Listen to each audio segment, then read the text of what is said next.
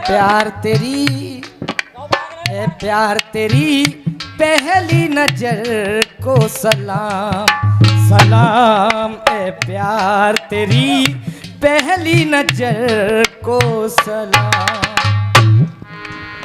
Scene बनाने के लिए कुछ न कुछ बनाना पड़ता है ताकि समझ में आ जाए गीत। इतनी बार लल्लू तू ही आ जा बेटा, आ जा, मैंने भेज दिया था अभी, लेट जा।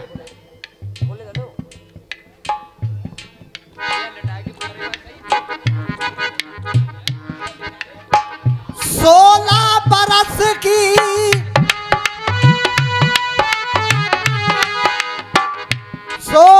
बरस की बाली उम्र को सलाम, ये प्यार की पहली नजर को सलाम। मासा या बंद करो ना, बेसुरे है रहे हम के कोशिश करके देख ले तरिया सारे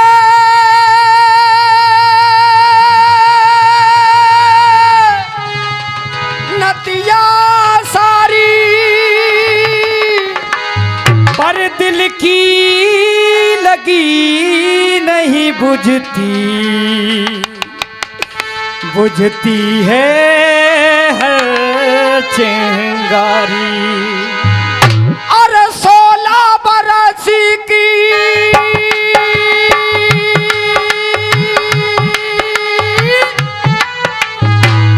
हो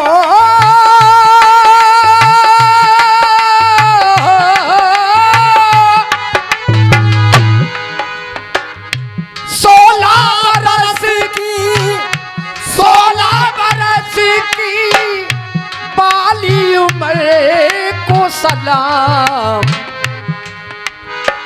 प्यार तेरी पहली नजर को सलाम, सलाम ए प्यार तेरी पहली नजर को सलाम। चाचा जो देना है दे दो, आप सीन खराब मत करो। मैं बोल रहा हूं लेकिन पीछे वाले तो देखें, डाल दो जो लगता है। 16 बरस की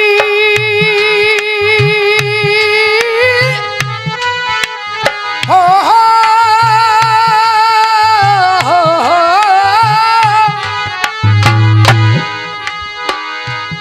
कोई बात नहीं, गीत की भूमिका इतनी है। मेवाड़ के राजघराने में जिस समय महारानी करमबती राणा सांगा की पत्नी हुमायूं के धोखे में मारी गई, बोले हुमायूं आ रहा है, और बाद में उसने नाटक किया कि मैं अपनी बहन को नहीं बचा पाया, जबकि अब्दाली ने सेना भेज करके करमावती को शहीद कर दिया था और उससे कह दिया कि सेना को जब तक रोके रखना तब तक मैं करमबती के मेवाड़ पे चढ़ाई न कर दूं। जय जय। जब वो मरी तो करीब 8 साल का बेटा था उदय सिंह, अपनी दासी जो थी पन्ना धाय उसको सौंप करके चली गई और कहा कि जितना बड़ा तेरा बेटा उतना ही मेरा बेटा, आज से मेरा बेटा भी तेरा बेटा, तेरा बेटा भी तेरा बेटा। जय जय। सौंप करके चली गई, लेकिन एक दासी पुत्र बनवीर जिसने चाल चली कि जब तक ये उदय सिंह नहीं मारा जाएगा तब तक मुझे मेवाड़ का राज नहीं मिलेगा, उसने एक उत्सव मनवाया और उत्सव की आड़ में उदय सिंह का कत्ल करना चाहा। कीरत हरिजन से मालूम पड़ा, मैया पन्ना धाय को बताया कि माँ आज मेवाड़ की धरती लाल हो जाएगी, क्योंकि आखिरी गुलामी का निशानी जो लेकर के बनवीर खड़ा है वो मेवाड़ के आखिरी चिराग को बुझाने के लिए तैयार है। तो आज कीरत हरिजन की टोकरी में मैया ने उदय सिंह को विदा कर दिया और अपने बेटे को उदय सिंह के कपड़े पहना करके शाही पलंग पर लिटा दिया।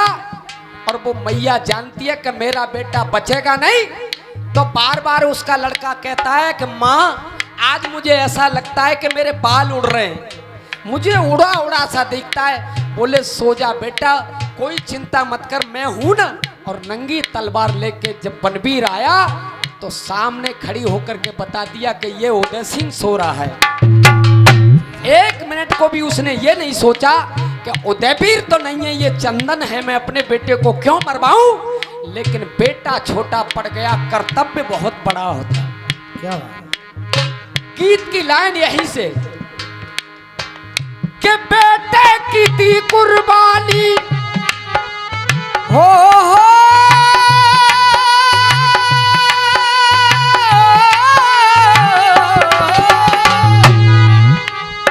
अरे बेटे की दी कुर्बानी, बेटे की दी कुर्बानी, ऐसे हर परल को प्रणाम।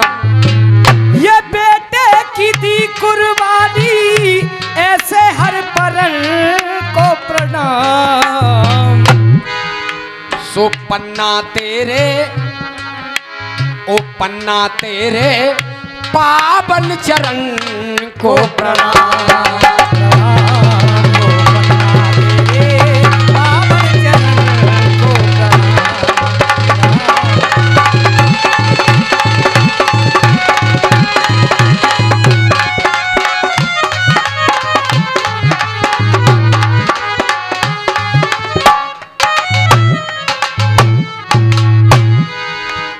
राजपूत की आन बान से बेटा मैं तो भर रही हूँ। राजपूत की आन बान से बेटा मैं तो भर रही हूँ। और देख, अरे तुझको सुला के मौत सेज पे, अरे देख मैं भी धीरज धर रही हूँ। अरे मैं भी धीरज धर रही हूँ, कोई मैं भी धीरज धर रही हूँ। अरे देख के हालत देख के लाल तेरी, कभी जी रही हूँ कभी मर रही हूँ। कभी जी रही हूँ कभी मर रही हूँ, कभी जी रही हूँ कभी मर रही हूँ। और देख कि मेवाड़ की आन बचाने को तेरी जान नौछावर कर रही हूँ। तेरी जान नौछावर कर रही हूँ, तेरी जान नौछावर कर रही हूँ।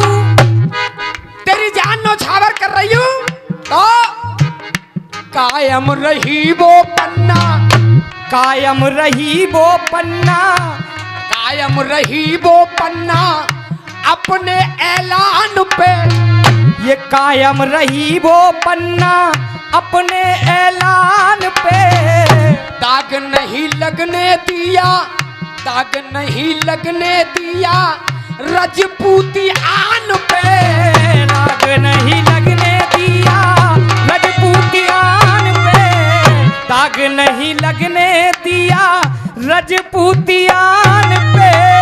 और आई मुसीबत जिस दम उदय सिंह की जान पे, आई मुसीबत जिस दम उदय सिंह की जान पे। अरे आई मुसीबत जिस दम उदय सिंह की जान पे, तो चंदन का नाम लिख दिया, बेटा का नाम लिख दिया उसके बलिदान पे। बेटा का नाम लिख दिया उसके बलिदान पे, बेटा का नाम लिख दिया। त्याग वीरता की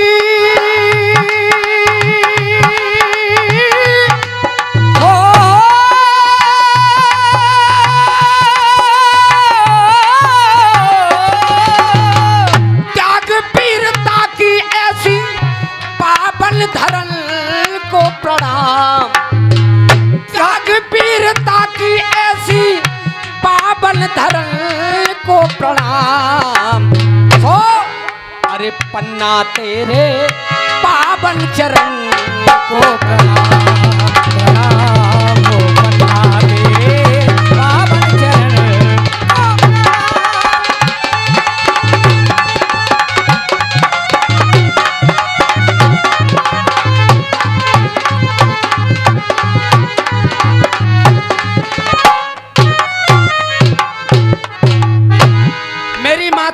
बैठी हैं। मेरी इस गीत की सबसे भारी लाइन बोलने जा रहा हूं एक एक हाथ उठ जाना चाहिए कि माँ का कर्तव्य बहुत बड़ा होता है, प्रेम से भी त्याग से भी।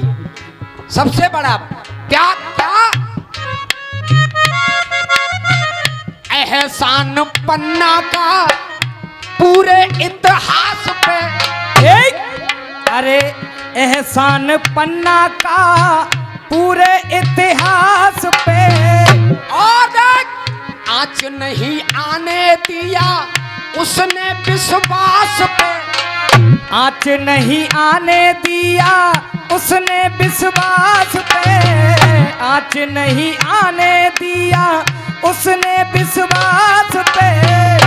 रहती न्योछावर मैया इकलौती आस पे।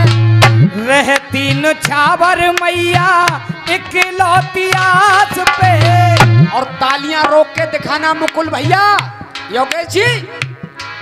अरे रहती हमेशा, रहती न्योछावर सदा इकलौती आस पे। अरे वो रो भी न पाई दुखिया, वो रो भी न पाई दुखिया बेटा की लाश पे। रो भी न पाई दुखिया बेटा की लाश पे।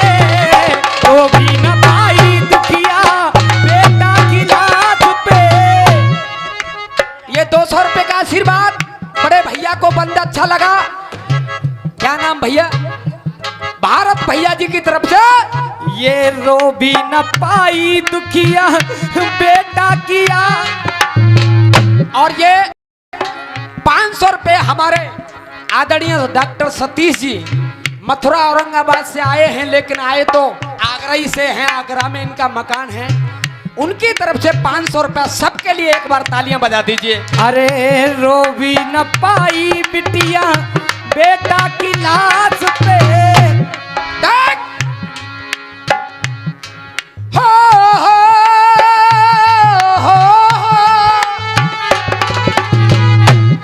अरे सारी दुनिया का भार लिए ये धरा घूमती रहती है। सारी दुनिया का भार लिए ये धरा घूमती रहती है। हमारे गुरु बैठे हैं और हमारे अखाड़े की बात, सारी दुनिया का भार लिए ये धरा घूमती रहती है। सारी दुनिया का भार लिए ये धरा घूमती रहती है। दुख सुख हमेशा ही देखो अपने ही मन में सहती है। अपने ही मन में सहती है। अपने ही मन में सहती है। मैं नहीं कहता हूँ देखो ये सारी दुनिया कहती है।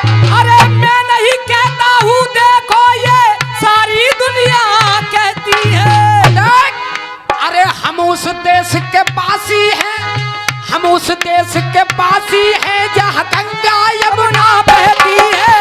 हम उस देश के वासी हैं यहाँ गंगा यमुना बहती है। हम उस देश के वासी हैं यहाँ। एक दिन फिर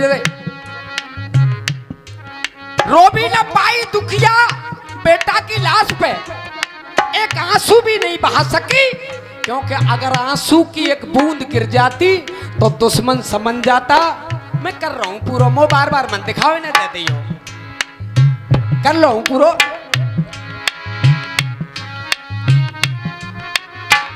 एक दिन गद्दार ने फिर वो धोखा दिया। अरे एक दिन गद्दार ने फिर वो धोखा दिया। और माँ की ममता के हर एक आंसू को सुखा दिया। माँ की ममता को हर एक आंसू को सुखा दिया। और हमारी माताजी उधर से 100 रुपए का इशारा कर रही हैं, कोई भाई जाएं और लेकर के आए। माँ की ममता का हर एक आंसू को सुखा दिया। लेकिन गुरुदेव चंदन के रक्त ने भक्त को झुका दिया। ये चंदन के रक्त ने भक्त को झुका दिया। देश का जो कर्जा, जो देश का था कर्जा अपने खून से झुका दिया। देश का जो कर्जा अपने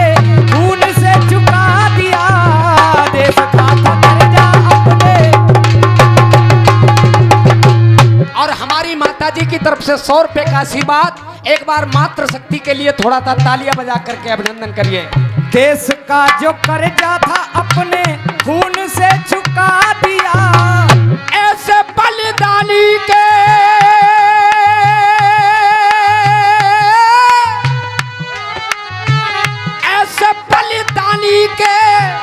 जीवन मरण को प्रणाम। और योगेश भैया आखिरी लाइन गा रहा हूं, आज दुख क्यों होता है हमें?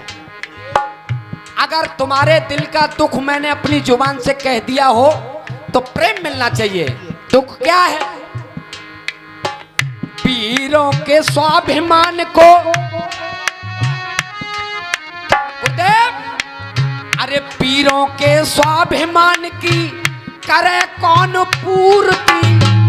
वीरों के स्वाभिमान की करे कौन पूर्ति?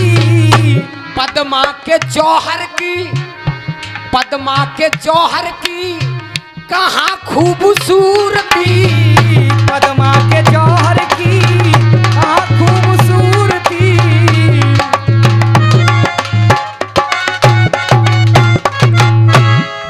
हल्दी घाटी से देखो तुम, स्वाभिमान की खुशबू आती है, स्वाभिमान की खुशबू आती है, स्वाभिमान की खुशबू आती है, स्वाभिमान की खुशबू आती है। रानी लक्ष्मीबाई की वो आन की खुशबू आती है। अरे रानी लक्ष्मीबाई की वो आन की खुशबू आती है। अरे उन वीर शिवाजी के देखो, उस पहचान की खुशबू आती है, पहचान की खुशबू आती है, पहचान की खुशबू आती है। और भारत के कोने कोने से, भारत के कोने कोने से बलिदान की खुशबू आती है, भारत के कोने कोने से बलिदान की खुशबू आती है। तो पद्मा के जौहर की कहाँ खूबसूरती? अरे अलाउद्दीन खिलजी, अलाउद्दीन खिलजी पद्मावती को चाहता था ये मुझे मिल जाए।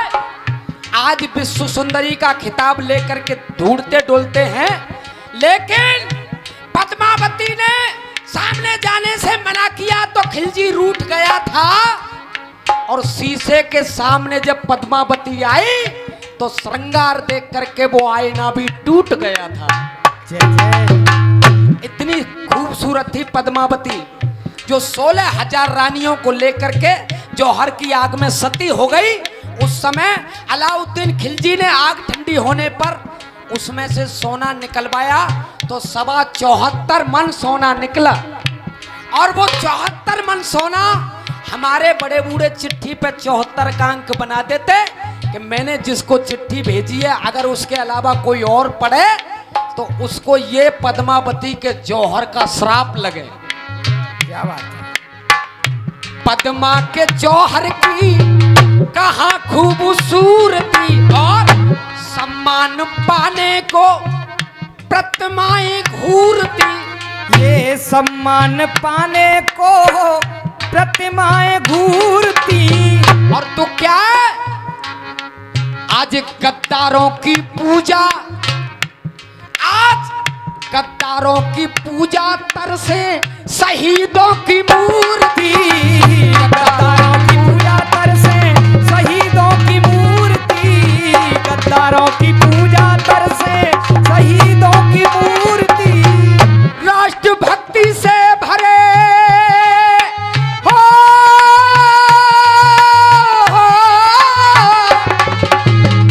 राष्ट्रभक्ति से भरे हर अंतःकरण को प्रणाम। सुपन्ना तेरे पावन चरण को प्रणाम।